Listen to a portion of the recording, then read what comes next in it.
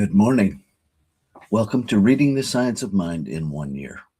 I'm Reverend Rafe Ellis, Senior Minister and Spiritual Leader of the Center for Spiritual Living Common Ground in Central Maryland.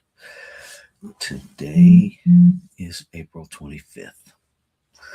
And so what we do here is we listen to a reading of the selection for the day, and then we share perspectives that come alive in the moment. It's not prearranged, it's not pre-scripted.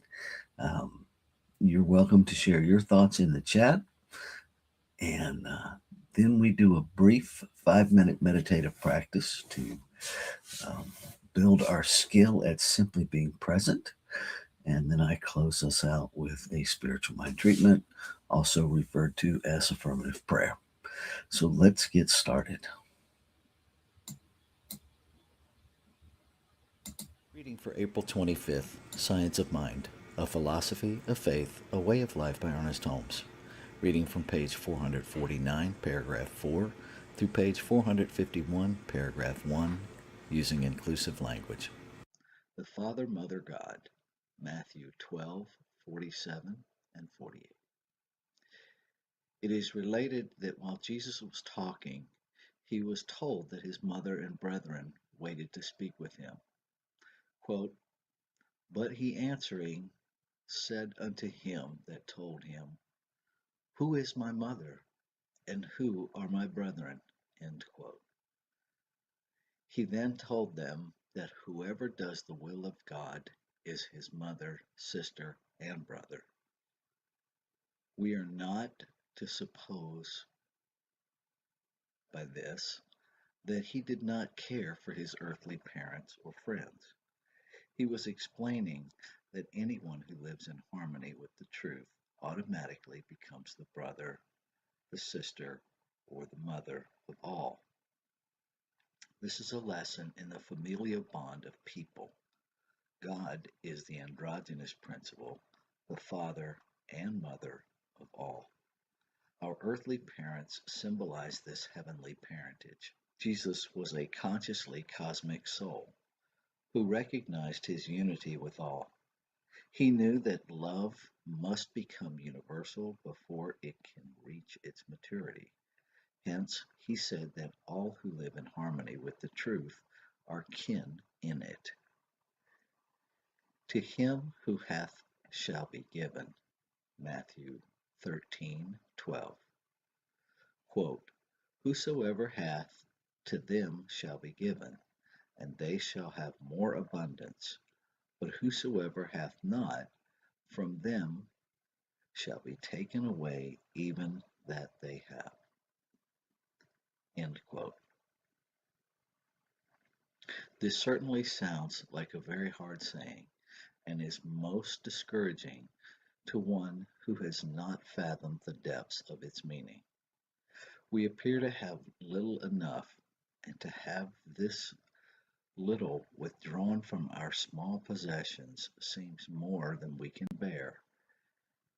And for us to feel that those who already have are to receive more sounds unfair.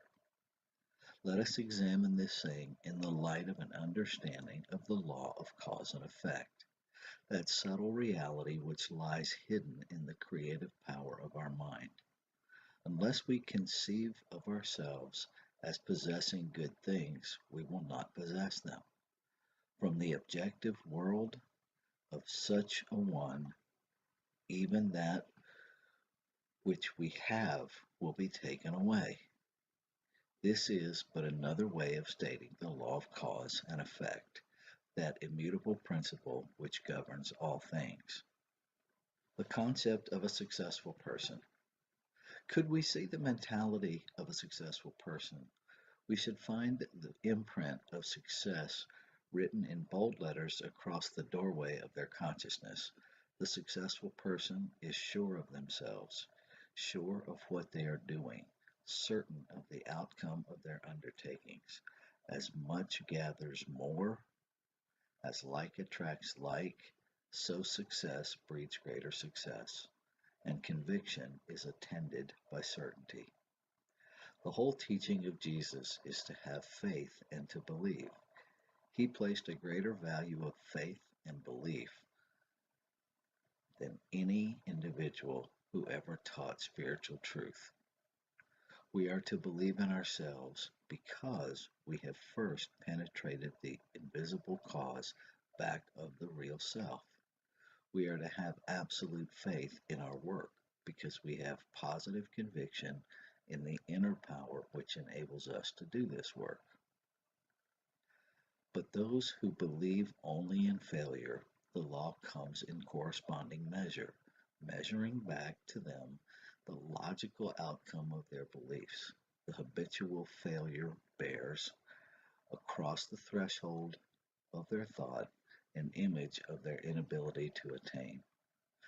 The old law says that what little they have shall be withdrawn until they have learned the lesson of life and action. Each should train themselves, and do so consciously, to conceive of themselves as a success, sailing on that boundless sea of livingness upon those whose bosom we are all carried forward. We should go from success to greater success. All thoughts of failure or depression must be erased from the mentality. The positive thoughts of achievement should take their place. Have faith in God, in life, and in people. Know that right is might.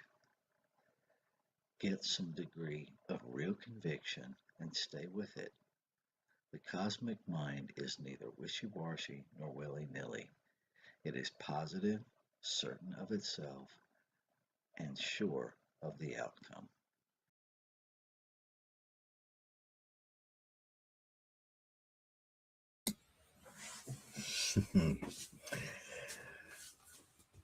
So, what comes alive in me listening to this morning is I'm remembering that thoughts are things, thoughts are experience, that um, no matter what I'm actually doing to make something happen, if my belief is that it's going to fail, then it will. Um, and I really relate to um, the scriptural reference, um, Matthew 13:12, that when we have, we get more, and when we don't have, we lose even more. To encapsulate that verse, and the challenge is flipping our paradigm when we're in a physically lean space, if you will, to keep our focus on the abundance of creation as our nature, as the natural state of us is abundance. Um, it's that place where if I'm working my tail off, but in the back of my mind, I'm running the narrative that I work really hard. I've worked hard my whole life and I don't get anywhere. I bust my butt and this is all I ever get. That's what law is operating on. It's operating on my frustration. It's operating on my mental image, my mental equivalent of lack. And so that's that place where I have little and I lose even more because the whole time I am affirming, I am creating the effect by the cause that I don't have anything. And so whatever I do have goes away to manifest I don't have anything because that's my belief. So it's as simple as shifting that belief. Now, I say simple because it is simple. That does not mean it's easy. right? When we're in those lean times and in this physical realm, we're financially challenged, or we're physically challenged, or we're mentally and emotionally challenged. It can be a little more challenging um, to move through that, to see, to know what we can't see, right? But that's the whole definition of faith, the substance of things not seen, the substance of things hoped for, the evidence of things not seen. And so when I can remember that everything I'm seeking is already fully present as me. It's not coming to me, I'm revealing what is already present, right? But we get stuck in talking about it like it's in some warehouse, and we have to mentally and emotionally tap into the right delivery code in order to get it. And even that is a mental mistake that needs to be healed in the spiritual mind, because everything we're seeking, we already are that. We are that, right?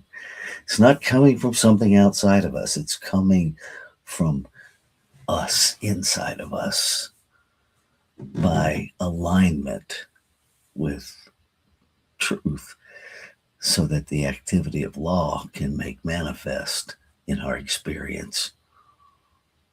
And so that's our opportunity again to do the work of spiritual mind healing.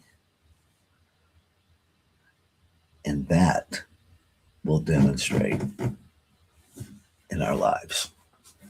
So that's what I have from our reading this morning. And I'm going to invite you to join me in 5 minutes of meditative practice.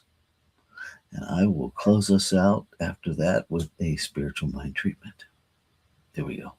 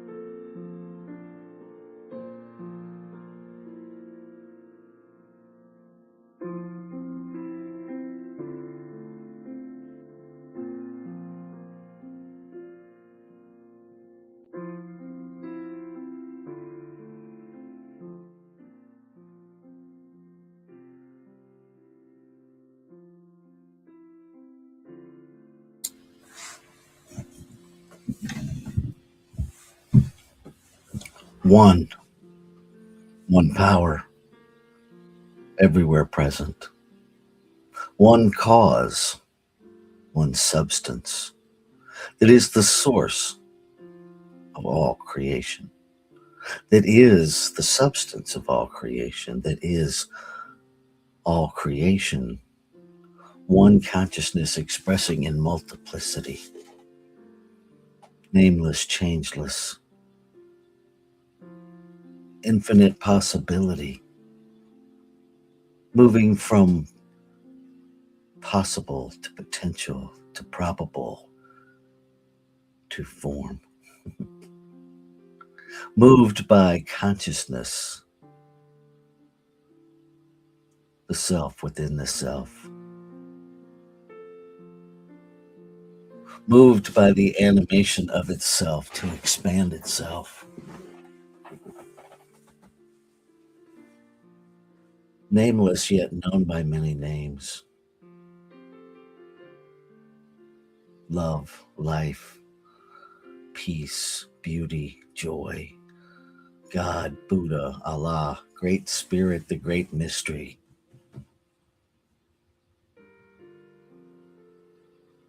Christ, Christ consciousness, the Holy Spirit, Spirit, by whatever name we know it. It is that and so much more. It is the breath that is breathing me. It is the life I am living. It is the very substance of my being. It is the infinite intelligence that is my intelligence. I am a portal of its expression. So being made out of it, by it, I am made to be it. Not to be a robot of it, not to be a replication of it, but to be an expansion of it. And so born within me is the power of choice, absolute free will. In grace, I choose. And as I choose, I experience. And what is true of me is true of all humanity. In reality, it's true of all creation.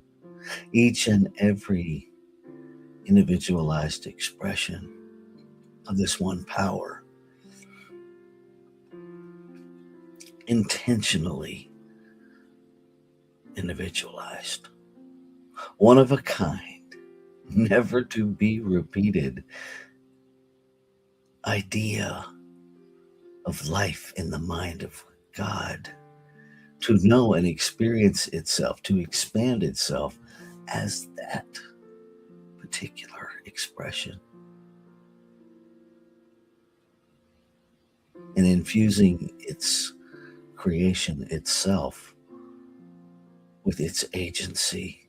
The creative process operates continuously within every expression of itself. So I know that the creative process is active in me right here, right now, and that it is always right here, right now. That mental equivalent that I hold in mind, regardless of my level of awareness of it, that mental equivalent is being acted upon by law continuously. And so I choose to speak into my mental equivalent, the perfection of my being, the perfection of beingness itself, the abundance of beingness, the infinite intelligence always showing up to know perfect course of action, to hold fast in consciousness, in awareness, in belief that the abundance of creation is my abundance and that it is expressing in every area of my life. To receive unapologetically, to give with abandon, participating fully in this precious cycle of reciprocity. Reciprocity that demonstrates an unshakable belief in abundance.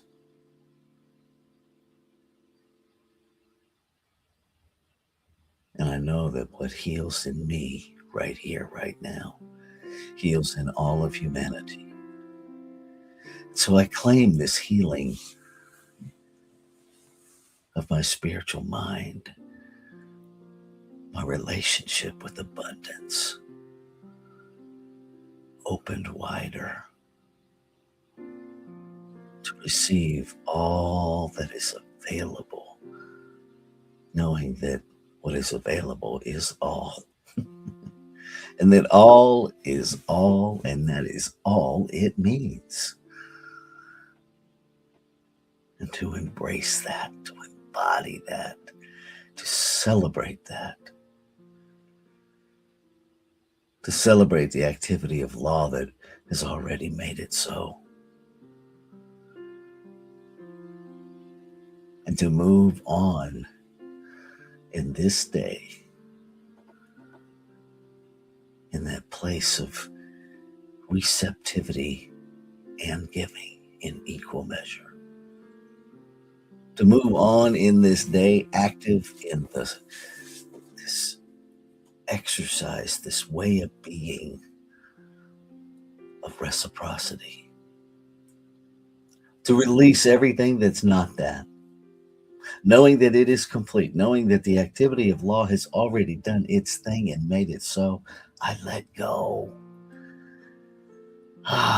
Feels the freedom to just let it all go and stand in the agency, in the authority, in the confidence that it is done.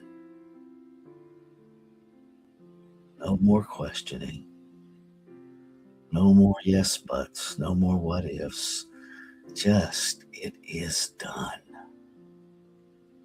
And to allow the joy of that to continuously bathe me as a waterfall of certainty, of assurance, of guidance, of clarity. I let go.